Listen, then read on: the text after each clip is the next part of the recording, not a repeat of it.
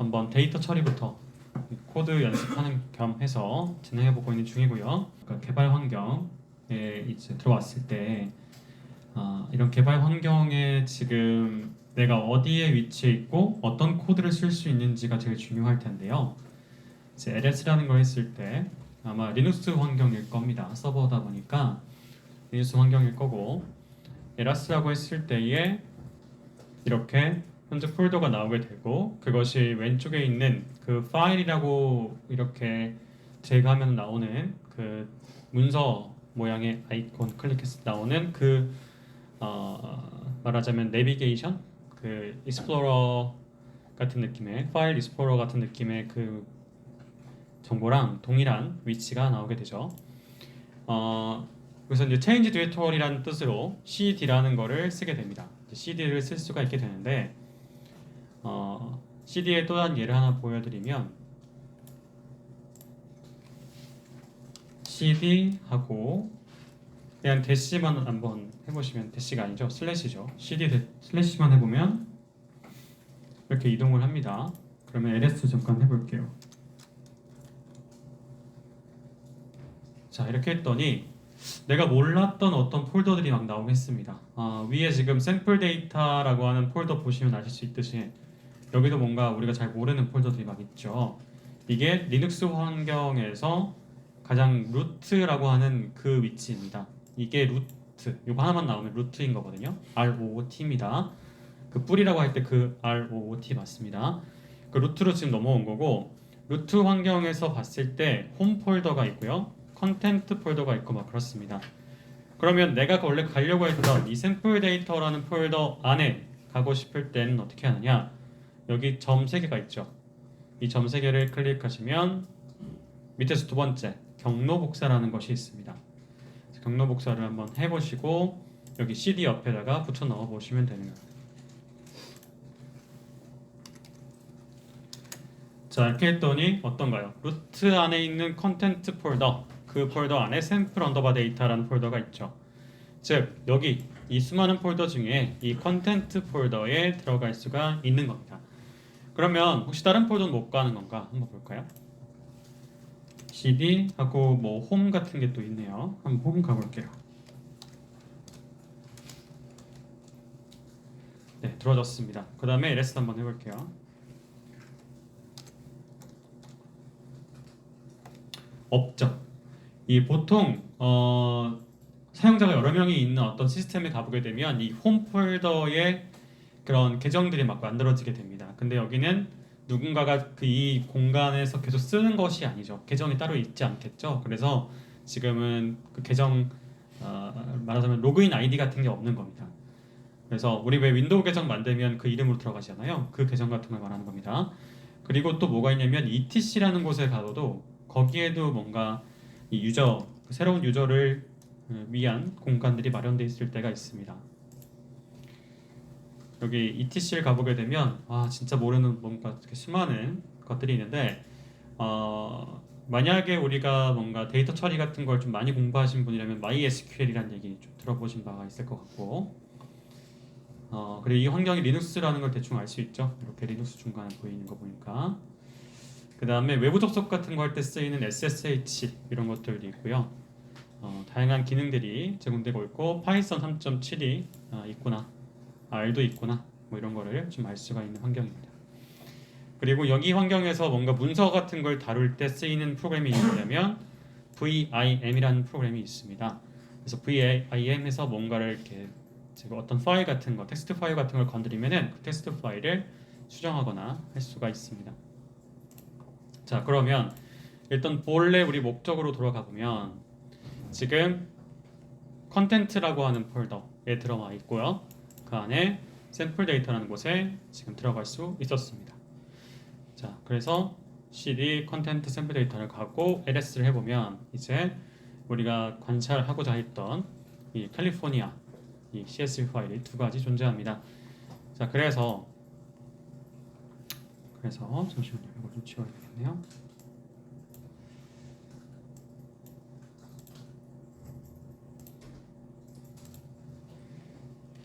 뭐 이렇게 ICD 샘플 데이터 하고서 들어갈 수도 있고요. 뭐 개별적으로 그냥 루트에서 하고 싶은 사람은 루트해도 되고, 그런데 만약에 세이브 로드를 하고 싶다고 하면은 이렇게 샘플 데이터 같은 데 들어가서 처리하는 게 좀 낫겠죠. 지금은 여기서 이미 들어와 있었기 때문에 이거는 좀 필요 없습니다. 상대 경로로 들어올 필요가 없게 됐죠. 정글 경로 들어왔으니까 이거 날려버리도록 하겠습니다.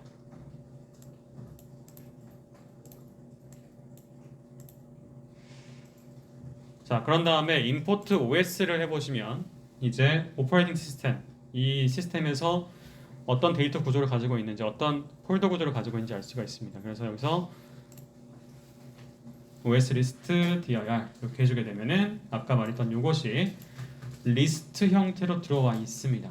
그래서 지금 리스트에서 만약에 인덱싱을 한다 치면은 이게 0, 1, 2, 3, 4, 5 이렇게 되잖아요. 그럼 매번 부를 때마다 이렇게 될 거냐? 그리고 파일이 또 추가가 되면은 또 그게 순서가 바뀔 수도 있잖아요. 그러니까 그 파일을 이렇게 지정하는 게 그 넘버링만으로 하면 사실 안 됩니다. 그래서 그럴 때는 뭐 확장자가 무엇이라든지 아니면 어떤 파일명을 포함한다든지 그런 조건문을 주게 되는데 이번에는 좀 쉽게 가기로 했으니까 그냥 한번 이렇게 지정을 직접 해보도록 하겠습니다. 그러면 이렇게 판다스 pd 불러오고요. 저는 이렇게 이름 짓는 걸 좋아합니다. 어떻게 하냐면 경로끼리 다 이제 한 번에 체크할 수 있도록 패스란 말을 앞에 붙여주고 그 다음에 그걸 이렇게 가지치기 줄기를 만들어 간 것처럼 그 다음에는 디렉토리가 있을 수 있고 그 다음 파일이 있을 수 있으니까 저는 디렉토리만 패스를 딱 만듭니다. 그래서 루트부터 시작을 해서 폴더 해서 끝에 폴더 어디 들어가는 것까지 표시를 해주는 경우가 많습니다. 저는 그렇습니다. 그리고 경로 중에서 파일을 다루는데 그 파일 안에서 또 트레인이라는 걸 다룰 거야 라는 식으로 저는 이렇게 표기하는 걸 좋아합니다. 이렇게 된다는 건 무슨 뜻일까요? 패스 파일 그리고 밑에 테스트라고 하는 다른 파일도 만들 수 있잖아요. 변수명을 만들 수가 있잖아요. 그래서 저는 이렇게 만들기를 좋아하는데요. 그래서 일단 트레이만 먼저 보면은 이렇게 불러오게끔 이 파일명을 지정해 주었습니다. 자, 그러면 이제 패스 디렉토리와 패스 파일명을 더해주게 되면 이렇게 폴더 절대 경로와 파일명까지 이렇게 다 들어오는 것을 볼 수가 있습니다. 아까 말씀드린 것처럼 여기를 테스트라는 변수명을 바꾸고 여기다 지정을 따르게 해두면 테스트가 여기에 바뀌도록 만들 수 있겠죠. 자, 그러면 일단 지금은 패스 dir 더하기 패스 파일 트레인을 불러오겠다라고 하는 것을 더해서 표현했습니다. 더하는 것 자체가 이게 스트링이고 이게 스트링이기 때문에 문자열은 더하기를 하면 이어 붙여진다는 것을 아시는 바가 있을 겁니다. 그래서 더해진 거고요. 그것이 위의 결과였고 그것을 넣어주면 데이터가 불러가시죠. 그래서 이렇게 데이터 프레임을 받아오게 되었는데요. 자, 그럼 이거를 아까 말씀드린 것처럼 exploratory 다시 말씀드리면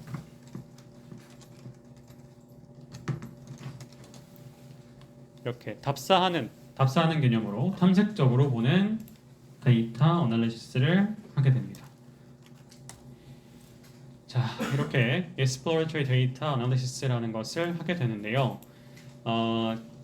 그러면 나는 지금 이 데이터에 대한 정보가 많이 없다라고 했을 때 어떻게 해야 되느냐? 만약에 여러분이 지금 제가 시간을 드렸고 한번 탐색적으로 찾아보세요, 데이터 관찰해보세요 했을 때 좀 막막하셨던 분들 계실 거예요. 자, 막막했던 분들은 내가 똑똑하지 않아서가 아니에요.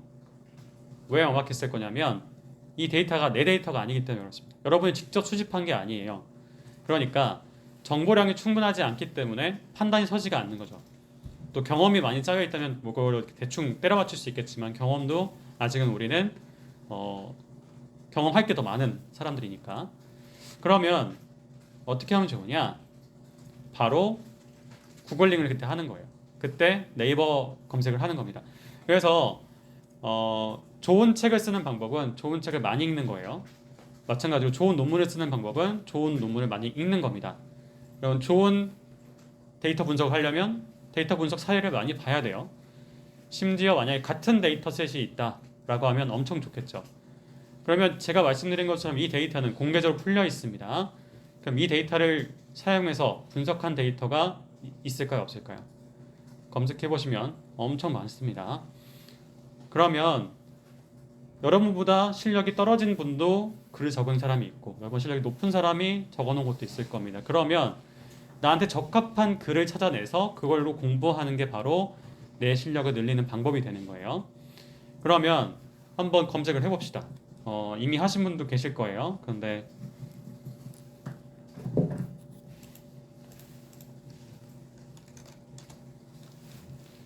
어떻게 해보고 싶으신가요? 이 데이터를 검색해보고 싶다. 근데 방금 뭐 캘리포니아 어쩌고 그랬죠. 잘 모를 때는 그냥 파일명 그대로 한번 검색을 해보는 거예요. 하우징 뭐 그거였죠.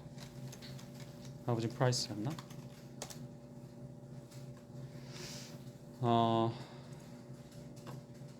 네. 지금 말씀드린 것만 해도 캐글이 지금 바로 떴죠. 이렇게 여기만 아마 가도 되게 많은 정보가 아마 몰려져 있을 거고요.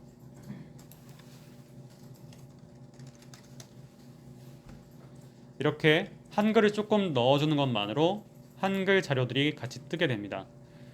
그러면 만약에 내가 하고 싶었던 게 주택가격 예측이었다면 이렇게 검색을 할 수도 있었겠죠. 여기 심지어 강의도 이렇게 있고요.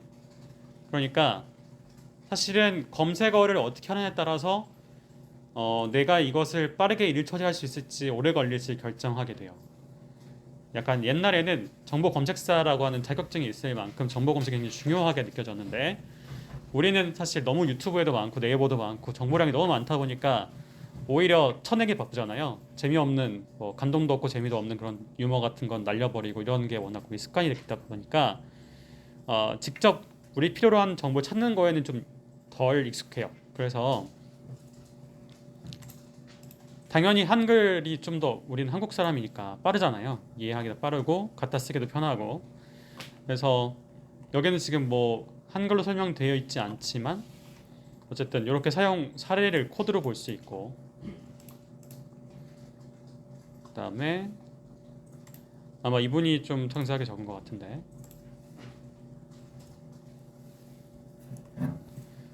여기 보시면 이 캡 컴페티션은 1990년 캘리포니아 인구 조사 데이터인 어쩌고 저쩌고 쭉 나와 있어요. 그래서 좀 우리가 영어를 만약에 번역하려고 하면 들어갈 만한 에너지를 아껴주게 되죠. 원어로만 공부해라. 전 절대 그렇게 하지 않습니다. 옛날에 한국에는 약간 그런 게 있었어요. 영어를 잘하게 만들어야 한다는 교수님들의 어떤 의지가 강하셔가지고 우리 학생들한테 무조건 원서로 공부해라만 강조하신 적이 있었는데 저는 오히려 그게 학생들의 공부 의지를 꺾었다고 생각해요. 왜냐면 영어 재미없는 경우가 많이 있잖아요. 영어 좀 불안한 내 실력이 아직 부족해라고 생각하는 사람도 많고 그러면 오히려 내가 더 할 수 있는 걸 못하게 만들 수가 있단 말이에요. 그래서 2020년 때부터 제가 좀 기쁘게 생각하는 건 뭐냐면 굉장히 많은 한글 자료로 머신러닝, 딥러닝 기법들을 설명하고자 하는 시도가 많이 생기고 있습니다. 그렇게 커뮤니티도 만들어지고 있고 그래서 링크드인이나 뭐 이렇게 뭐가 있죠? 로켓펀치, 사람인 이런 데만 가도 자기의 그런 지금까지 해온 경험들을 블로그로 남기고 그 기술 블로그로 자기 자신을 홍보하고 날 뽑아가세요 이렇게 하시는 경우가 되게 많아졌어요. 그러면 어쨌든 자기가 그냥 뽑히기 위한 노력이긴 하지만 또 후배들이 따라갈 때는 그런 게 굉장히 좋은 공부 자료가 된단 말이에요. 그래서 이것만 봐도 지금 뭔가 번역을 하는 것보다는 훨씬 빨리 와닿잖아요. 그래서 데이터를 이분은 어떻게 보셨는지를 이렇게 관찰할 수가 있죠. 그냥 헤드로 보는 방법이 있을 거고 이렇게 서머리라고 하는 걸 통해서 각 정보의 통계학적 정보들 민부터 시작해서 이걸 만약에 쿼터 이렇게 4등분 한 다음에 본다거나 뭐 그렇게 되면 몇 번째 쿼터에 들어가 있나 등등 정보를 확인할 수가 있죠. 그리고 뭐 이렇게 207건의 결집값 처리가 필요하다 뭐 이런 것도 EDA를 했다면 여러분이 직접 대회라서 했다면 아셨어야 했던 부분이겠죠. 그리고 뭐 어떤 컬럼은 바이너리 컬럼으로 분리하여야 한다 뭐 이런 식으로 되어 있어요. 그래서 매우 간단한 코드 그리고 매우 간단한 데이터임에도 불구하고 우리가 신경 쓸 것들이 꽤 있습니다. 그런 다음에 여기도 보시면은 뭐 gg플롯이라는 걸 이용했고 히스토그램 같은 걸 이용해서 이렇게 예쁘게 보여준다. 이것도 어떻게 보면 경험이 되죠. 나중에 실무 거쳤을 때 나중에 프레젠테이션 하셔야 될 때 이렇게 보여주면 좋겠구나가 그것이 간접 경험이 된다는 거예요. 자, 그리고 결과 해석을 또 해줬어요. 그래서 여러분께 제가 아까 데이터 분석, 관찰해봐라고 했는데 그런 어떻게 보면 인사이트가 여기 있죠. 그래서 뭐 오래된 주택이 있는 주택 블록이 있다. 뭐 히스토그램 가장 오른쪽 지점에 특이한 블록이 보인다. 뭐 등등으로 쭉쭉쭉 되어 있고 뭐 주택 가격 중에 상한가는 예측 영향을 줄 수 있다. 그래서 상한값을 제거했다. 뭐 이런 식으로 되어 있어요. 그러니까 어떻게 보면 여러분이 이제 새로운 데이터를 계속 접하시고 뭔가 팬시한 어떤 머신러닝 기법을 공부하시느라 머리 싸매고 그럴 시간이 또 필요하시긴 하겠지만 이미 알고 있는 데이터를 딴 사람은 어떻게 해봤지라고 하고 이제 복습을 하는 것도 굉장히 도움이 됩니다. 결집값 처리는 또 어떻게 하는지도 볼 수 있죠. 또 범주형 같은 경우에는 범주형을 어떻게 하면 우리가 머신러닝 기법에 활용할 수 있을까? 뭐 이런 것도 볼 수 있고요. 자, 지금 보면 이렇게 쓱 한번 지나갈게요. 어떤 게 있는지 보여드리기만 하면서 넘어갈 거예요. 랜덤 포레스트잖아요. 랜덤 포레스트를 좀 익숙하게 생각하시는 분이라면 여기서 자신감이 생기겠죠. 아, 내가 머신러닝 기법 뭐 할지 몰랐는데 랜덤 포레스트 쓴 사례가 있네. 그러니까 나도 한번 이 코드 이용해서 사용해보면 되겠네. 이런 식으로 훨씬 더 자신감이 붙게 됩니다.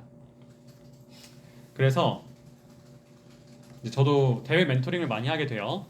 그래서 가장 최근에 했던 대외 멘토링이 뭐가 있었냐면 그 이미지, 패션 이미지를 보고서 그 패션 이미지에 나와 있는 그런 레이블이 있었습니다. 예를 들면 이것이 사람을 화사하게 보인다, 뭐 어둡게 만든다, 아니면 이게 트렌디하다, 트렌디하지 않다, 너디한 느낌이 있다, 없다, 이런 식의 어떻게 보면 좀 정성적인 거긴 한데 사람들이 이렇게 레이블 해놓은 게 있었어요. 그럼 그 레이블 해놓은 말과 그 이미지를 다 이제 고려를 한 어떤 기법을 이제 만들어내야 되는 건데 다들 해본 적이 없죠. 대부분 해본 사람이 없을 거예요. 그래서 어떻게 했느냐? 그 팀들이 다 과거 데이터 없었는지 보는 거예요. 그래서 봤더니 작년에 대회가 한 번 있었더라고요. 그러면 이제 자신감이 붙는 거죠.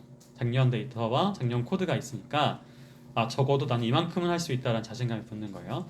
그럼 그게 잘못된 거냐? 절대 그렇지 않아요. 그거를 안 하는 게 바보고 그거를 꼭 해야 되는 겁니다. 그런 걸 뭐라고 하느냐? 리버스 엔지니어링이라고 합니다. 리버스 엔지니어링. 그래서 옛날에 우리가 발전해 올 때 한국이 일본 따라잡고 미국 따라잡고 할 때에 그 전자제품, TV라던가 그런 것들을 다 사와서 다 뜯어보고 그 안에 설계도를 우리가 다시 그려보고 그런 작업을 해서 빨리 다 잡아야 되는 거예요. 패스트 팔로우 전략인데 우리도 마찬가지예요. 여러분이 컴퓨터 공학 뭐 전공이라던가 아니면 수학을 엄청나게 잘하거나 그게 아닐지라도 누군가 뭔가 해놓은 것을 잘 파악하고 잘 내 걸로 만드는 것도 능력입니다. 이게 마치 저작권 개념과 헷갈리시면 절대 안 돼요. 저작권 개념은 하나의 정보를 보고서 그 정보를 그대로 갖다 쓰는 걸 말하는 거예요. 근데 우리가 공부할 때 가져다 쓰는 거는 저작권 개념 없고요. 우리가 학습을 할 때는 수많은 정보를 다 모은 다음에 짬뽕을 시켜야만 합니다. 그래서 원본 그대로 하는 건 카피지만 수많은 정보를 모아서 짬뽕시켜서 내 거를 만들어 가는 게 이 컴퓨팅 계열에서의 레퍼런스라고 하는 개념이에요. 그래서 참조했다. 나는 이 코드를 참조해서 그 다음 걸 만들어냈다. 이게 너무나도 자연스럽게 만들어져 있는 공간이고 그래서 그게 오픈소스 도메인이라고 말하게 되는 거예요.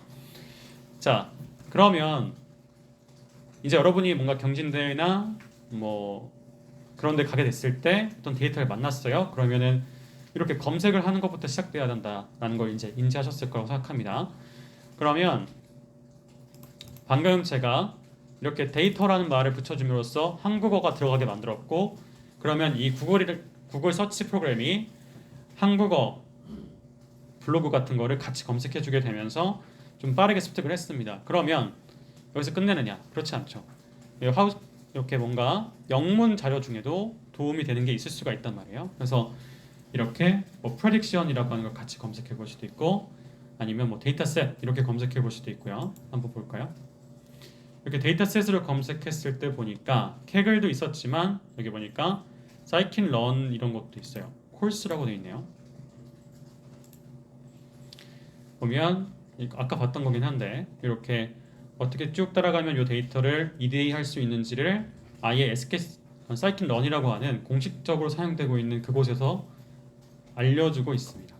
이러면 이 코드는 어때요? 신뢰도가 확 올라가죠. 앞에 우리가 블로그에서 막 사용했던 것들은 사실 신뢰도로 따진다고 하면 한 30% 40% 정도 수준으로 생각하고 넘어가야 돼요. 왜냐하면 어쨌든 우리 같은 학생일 수도 있는 거니까.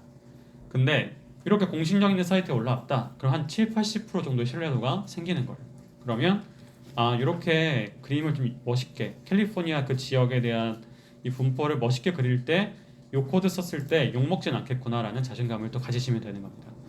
그래서 여기서 썼던 게 뭐죠? C본이라고 하는 멋있게 만들어주는 기법을 쓰게 됐죠. 그래서 만약에 매플란 림만 내가 알고 있었다. 그러면 이 C본을 익히게 되는 그 하나의 도구로서 내가 알고 있는 이 캘리포니아 하우징 프라이스라고 하는 그 데이터셋을 이용하면 훨씬 더 머리에 잘 남게 되는 거예요.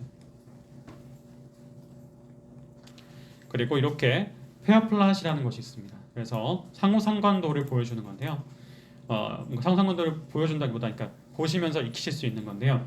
이게 두 개의 관계가 어떻게 되는구나, 서로가 영향을 어떻게 주고 있구나를 볼 수가 있게 되는 건데요. 이거를 이제 보다 보면은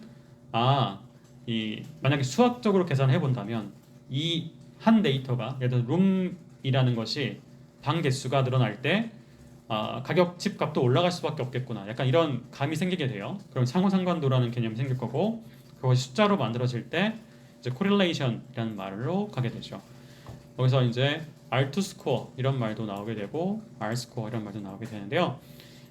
정확히 이제 R이라고 하는 거는 우리가 피어슨스라고 하는 연구자께서 만들어내신 R이라고 하는 그 수치가 있죠. correlation에서 R이라고 보시면 될 것 같은데, 그런 R이라는 수치가 제곱된 걸 R 스퀘어라고 말하고요. 뭐 그런 식으로 이제 분석을 하게 됩니다. 그리고 심지어 사실 제가 이제 검색어가 좀 달라져서 그런 것 같긴 한데, AWS였나? 어떤 사이트에는 저런 정보를 이렇게 공식적으로 이렇게 테이블화 해가지고 설명 남겨놓은 데가 있긴 있어요. 이거였나?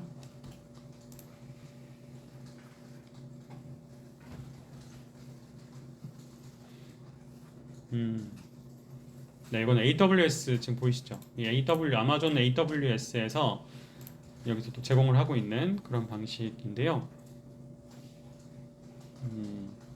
이런 것도 어떻게 보면 공신력이 높은 하나의 자료라고 볼 수가 있죠. 그럼 이런 걸 보면 여러분이 그 다음 단계를 갈 수가 있는 거예요. 아예 모르는 데이터에 비하면 훨씬 더 내가 공부할 때 좀 덜 부담되니까요. 이렇게 좋은 사료로서 가져가셨으면 좋겠습니다. 그 다음으로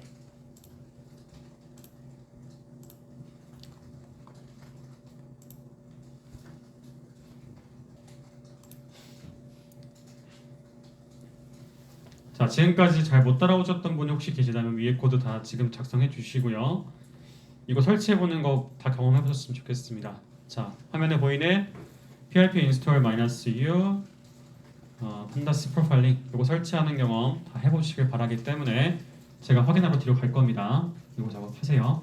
자, 이렇게 설치할 때는 대시가 중간에 있었고 임포트 할 때는 언더바로 많이 불러옵니다.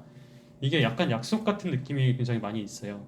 설치할 때는 늘 이렇게 대시가 중간에 걸 사용하고 불러올 때는 항상 언더바를 많이 사용하더라고요. 그래서 그런 규칙도 좀 기억해 주시고요.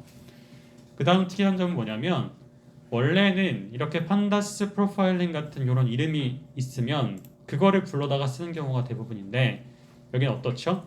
그냥 데이터 프레임에다가 뒤에 갖다가 붙여놓고 쓰고 있고, 심지어 이름도 다르죠. 바로 이런 라이브러리는 원래 있던 판다스의 확장판 같은 거라서 원래 있던 판다스 기능을 강화시켜 준다고 보시면 돼요. 그래서 데이터 프레임에다가 뒤에다가 이렇게 우리가 전혀 몰랐던 그 명령어를 넣어주면 판다스한테 물어봐요.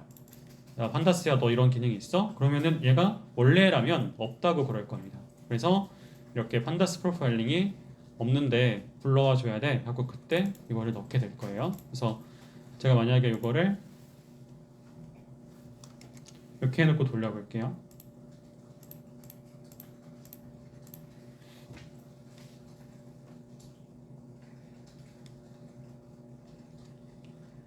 설치하는 데 시간이 좀 걸리겠네요.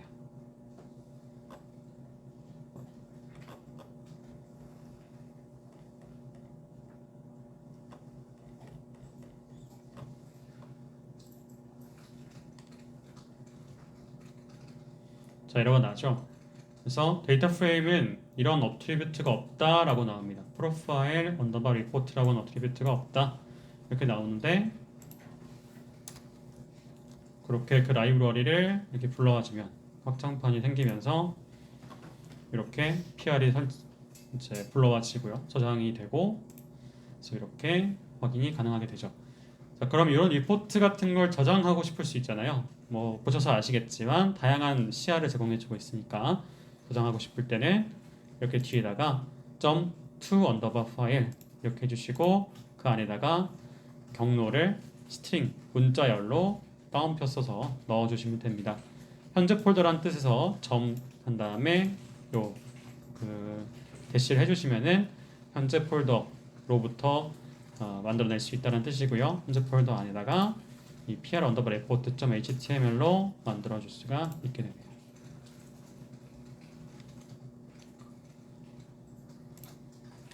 여기가 아니죠.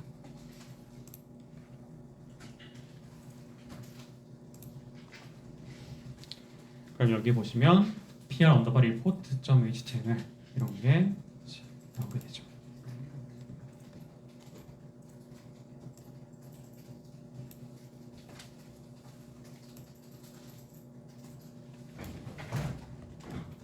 근데 보시면 이걸 더블 클릭해서 그냥 지금 보려고 하면은 보니까 이상한 코드 구조가 나오게 됩니다. 그러니까 사실 요거를 이렇게 저장해주고 나면 그 안에는 이런 어떤 구조가 있게 되는데, 이게 그냥 HTML 형태로 나온다라는 거죠. HTML에 대한 개념이 사실 없으실까봐 말씀을 드리면은 우리 사실 1강, 2강 거기 나와 있었던 얘기죠. 그 HTML의 하이퍼테스트 그런 랭귀지라고 볼 수가 있을 텐데, 그럼 이걸 제대로 확인해 보려면 다운로드를 받아서 보면 되겠죠.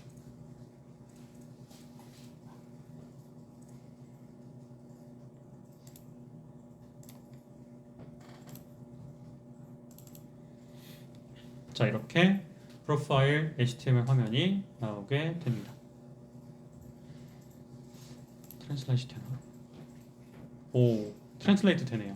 저는 지금 크롬에서 열었는데 그랬더니 알아서 구글 트랜슬레이트까지 해줍니다. 쓸만하군요. 보면은 구조가 어떻게 되어 있냐면 이렇게 변수명이 나오고요. 그 위도 뭐 이렇게 쭉 나오죠. 그 다음에 상호작용도 이제 확인해 줄 수가 있습니다. 그 다음에 상관관계가 나왔고요. 그 누락된 값이 어떤 게 있는지 뭐 이런 걸 얘기해 주는데 여기는 뭐 딱히 없는 것 같고요. 네, 이제 근본을 보여주고 있습니다. 그런데 자, 여기 경고가 떴어요. 경고 버튼 보시면은 이 롱지튜드, 라티튜드 및 한 개의 다른 필드와 높은 상관관계가 있다고 되어 있는데, 뭐라고 되어 있냐면 메디안 하우스 밸류 그것까지 포함해서 지금 높은 상관관계가 있다라고 나왔습니다. 여기는 똑같은 얘기겠죠? 똑같은 얘기고, 그 다음에 방의 개수 이런 것도 상관관계가 높게 나왔습니다. 자, 이 위도 경도가 뭐 집값과 관계가 있다라는 거는 우리가 지금 어떻게 보면 알아내고 싶어하는 그 방법 중 하나죠. 뭐냐? 예를 들면 강남 집값이 비싸다, 강북 집값이 비싸다, 뭐 이런 식의 인사이트를 얻어내고 싶다고 할 때 여기서 이제 캘리포니아의 뭐 어느 지역에 있는 게 좀 더 집값이 비쌀 확률이 높다라고 우리가 판단할 때 도움이 되는 거니까요. 근데 세 번째 거 볼게요. 세 번째 같은 경우에는 그냥 전체 집에 룸이 많이 있으면 그 안에 침실이 많은 건 당연하죠. 화장실을 막 10개씩 갖고 있는 집은 없을 테니까 웬만해서는. 그래서 이 둘은 너무나도 당연히도 관계가 있을 수밖에 없다라는 거를 우리는 인지할 수 있고, 그러면 이건 딱히 건드릴 필요가 없겠죠.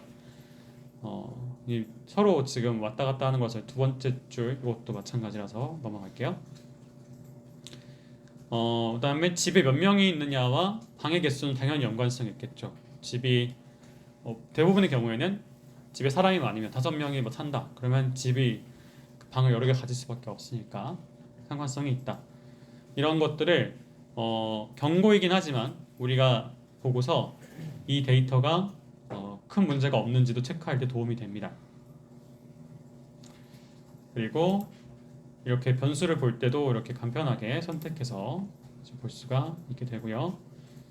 그다음에 상호작용 같은 것도 이렇게 클릭을 해보시면 무엇과 무엇이 어떤 관계가 있다. 퍼퓰레이션과 뭐 집값, 뭐 경도와 인구수 뭐 이런 식으로 쭉 보여줄 수가 있게 된다. 특히나 이 상관관계가 되게 중요하다고 말씀을 드렸는데 스피어맨의 로우라고 하는 건 이렇게 표현됐고요. 낮은 거가 이렇게 짙은 주황색 느낌으로 표현됐고 높은 게 이렇게 파란색으로 표현됐는데요. 피어슨의 R 같은 것도 이렇게 되고요. 혹시 모르실까봐 다시 말씀드리면 이렇게 대각선에 있는 것들은 서로 자기 자신을 체크하는 거라서 상관관계가 1이죠. 그래서 이렇게 요 반쪽만 관찰하시면 돼요. 그리고 캔달, 그다음에 파이 K인데 지금 보면은 아까 이 집값과 롱지튜드의 관계를 높다고 말한 거는 아마도 이 파이 K를 얘기한 걸로 보여집니다. 딴 거에서는 안 나왔거든요. 그래서 그런 식으로 여러분이 이 작은 코드로도 좀 인사이트를 많이 가져갈 수 있는 그런 기법들이 있다는 걸 알려드렸습니다.